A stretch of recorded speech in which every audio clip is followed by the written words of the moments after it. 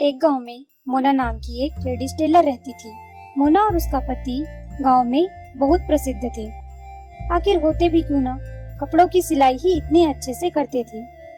गांव में ही उनका एक हॉस्पिटल भी था, जहां लोगों का फ्री में इलाज होता था। सारे लोग वहीं इलाज कराते थे। मोना और उसका पति रमन ये जताते कि वो कितने दयालु और महान हैं। सिलाई का सारा काम मोना खुद अकेले करती थी और रमन उन कपड़ों को दुकान में ले जाकर बेचा करता था। मोना के सिले हुए कपड़े बहुत प्रसिद्ध थे। दूर शहर से लोग कपड़े सिलवाने आते थे।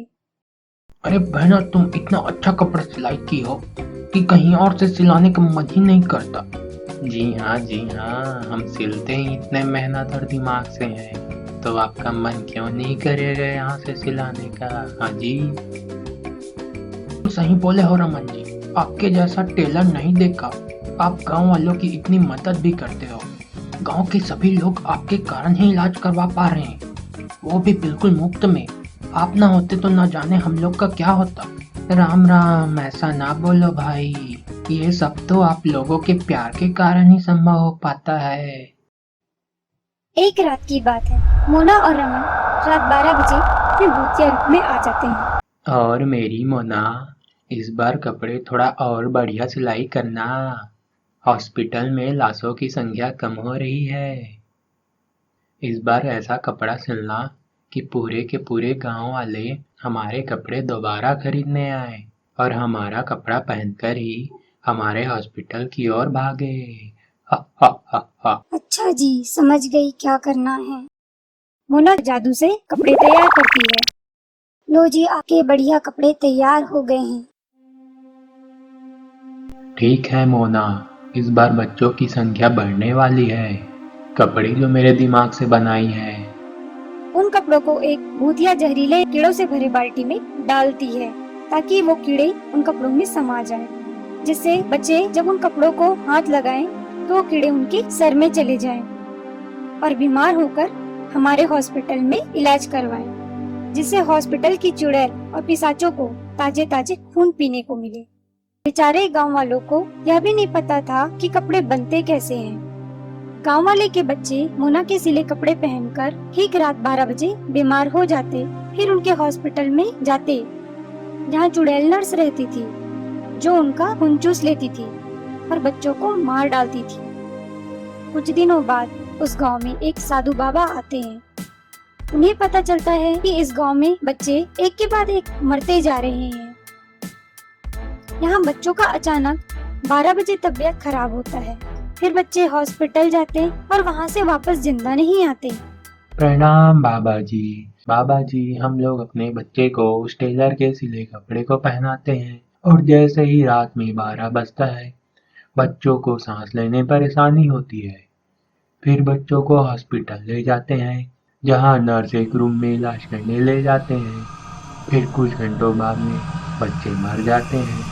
कपड़े और हॉस्पिटल की बात सुनकर बाबा को लेडीज टेलर पर शक होता है। बाबा गांव वालों से उन कपड़ों के बारे में पूछते हैं और सारे गांव वाले उन्हें उनके बारे में बताते हैं। बाबा को ये बात सुनकर बहुत आश्चर्य होता है। कहीं वही तो नहीं कर रही है काम? कपड़ों में कुछ छुपाकर बच्चों को तो नहीं मार रही है? पता लगाना पड़ेगा। बेटा, तुम एक छिपकली की पूंछ लाना और एक काली बिल्ली की नाखून और एक मुर्गे का खून लेकर आना।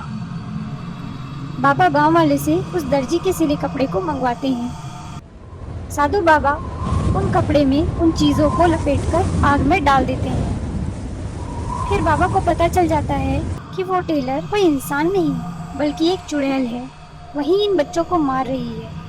अगली सुबह गांव वाले बाबा के पास जाते हैं और उनसे पूछते हैं, पता चला बाबा जी, ये सारी चीजें कौन करा रहा? आज रात 12 बजे मेरे साथ उस टेलर के घर चलना, वही सब पता चल। रात 12 बजे साधु बाबा और कुछ गांव वाले उस टेलर के घर के पास चुपके से खड़े होकर उनकी बातें सुन। अरे मोना, आज तो हॉस्पिटल में पूरे 10 बच्चों का खून पीने को मिला, मजा आ गया। हा, हा, हा, हा। तुम उन कपड़ों में और भूतिया कीड़ों की संख्या को बढ़ा देना। मेरे चुड़ैल बहनों को खून कम पीने को मिल रहा है। हा हा हा हा। उन कपड़ों को उन कीड़े भरे बाल्टी में डालती है। तभी साधु बाबा उनके सामने आ जाते हैं। दोस्त चुड़ैल, गांव वाले तुम्हें ईमानदार और भले इंसान समझते थे और तुम उन्हीं के बच्चे को मार के खा रही थी। अरे ओ बुड्ढे, तो कौन है और यहाँ क्या करने आया है? मरने से डर नहीं लगता तुझको? अरे चुड़ैल, तुम भोले भाले बच्चों के खून पी रही थी ना, लो अब पियो। साधु बाबा उस घर को जला देते हैं।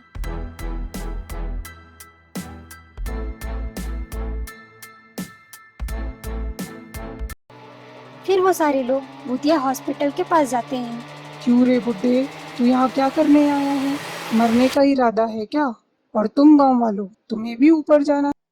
साधु बाबा जादुई मंत्र पढ़ते हैं और उस हॉस्पिटल में पवित्र पानी छिड़कते हैं। सारी चुड़ैल जलकर मर जाती है। उस दिन के बाद से गांव में बच्चों का मरना बंद हो जाता है और सारे गांव वाले आराम से रहने लगते हैं।